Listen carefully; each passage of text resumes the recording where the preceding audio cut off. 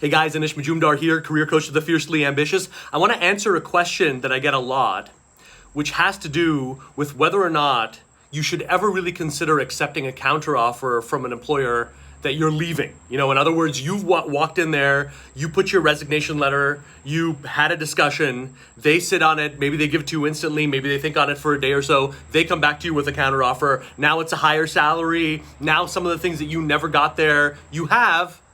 Is there ever a circumstance when you should take this job? All right, so let's talk about this.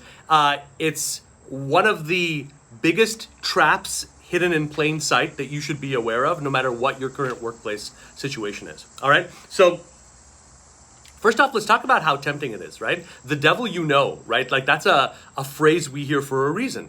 The things that drew you to start a job search, the things that drew you towards saying, look, this is not working. There's no growth path here. This boss is toxic. There's no future here. This company has not done anything significant in 5 years. It's definitely not going to. These problems, whatever they were that drove you to get that job search started, all the things you had to do, right, to interview, or maybe a door opened, you pursued it, the actions that you took to get this other offer, right? It's really tempting, no matter how good that offer is, to say, look, at the end of the day, I don't know what I'm walking into. I might be walking into a trap, right? So if I'm now looking at an offer from my current employer and it's better, why wouldn't I take it, right?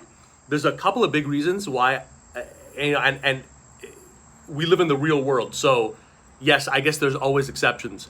I've never, in 11 years now as a career coach plus, I have never seen this particular thing where yes is a good answer. It's always no. It's always no. It's always no. Okay? And let me tell you why. Here's some reasons why, okay?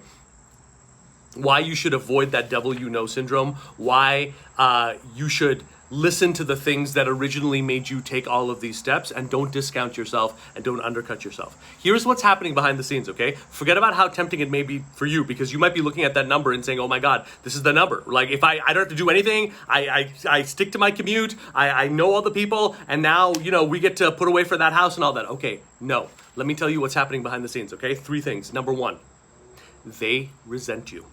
No matter what your reasons are for leaving, through the lens of someone who's running a company, through the lens of senior leadership, you've just thrown another problem onto our laps.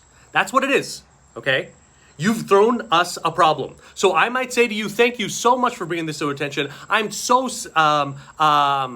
upset that you weren't fairly treated. Let me do something to rectify that. I might say all of that, but I resent you privately. Do you understand?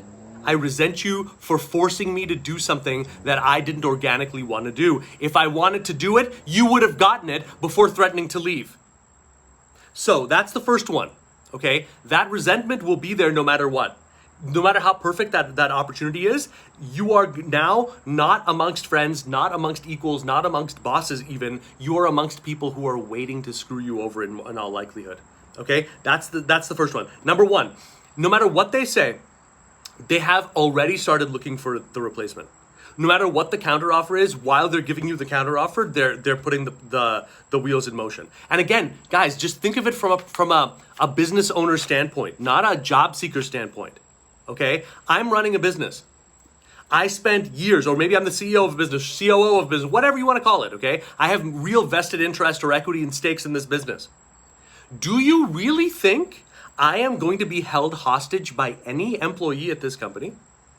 Don't you think that I would do everything possible to make sure that didn't happen, to marginalize, let go? So I will.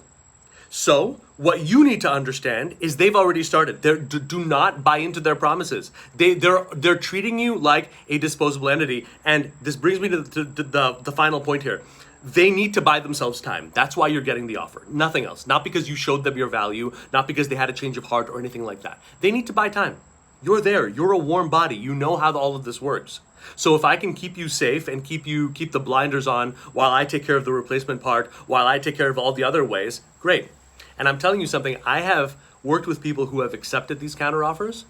I have, again, never heard of things working out well on the other side. Because remember what I said about the resentment piece? A lot of times these people, you decide to move on a year, 2 years from now, you're like, hey, how come every time I'm giving out this boss's name for a referral, this opportunity drops off the face of the earth? And then you realize they've been bad-mouthing you.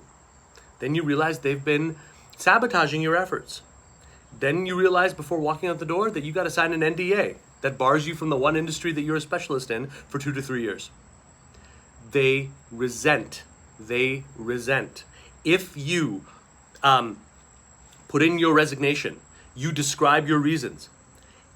I may not agree with it, but I can respect you. I can say, look, this person had a difference of opinions. I don't have to agree with it, but I can respect it. But the second you accept the counteroffer, what you've basically told me is all of your reasons are bupkis, you're a liar, you have no integrity, you're nothing. And if you're not someone who can be trusted, if there is no trust in professional circumstances, that opens up a world of pain that you don't ever want to be around to see.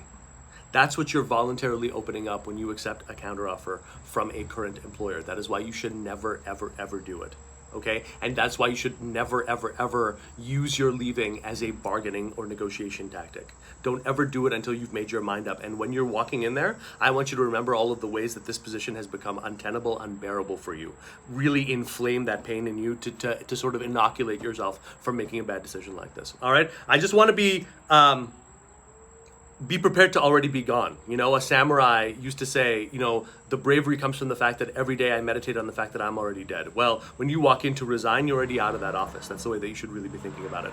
I want to give it to you straight because I don't want to see you make the mistakes and screw up careers that I've seen otherwise really, really deserving people fall into. Hope that makes sense. If you want to go deeper into my world and what our team is doing, we specialize in teaching an end-to-end system, the only one of its kind, that is designed to get mid to senior level people out of the job search entirely and into a place where they are generating their own opportunities like that over and over and over again, using the so-called hidden job market and landing jobs 75 to 80% faster than average. If that interests you, hop over to helloanish.com right now, HELLOANISH.com. And for every one of you out there, keep the questions coming, keep hustling, keep moving forward. This is your time. Talk soon.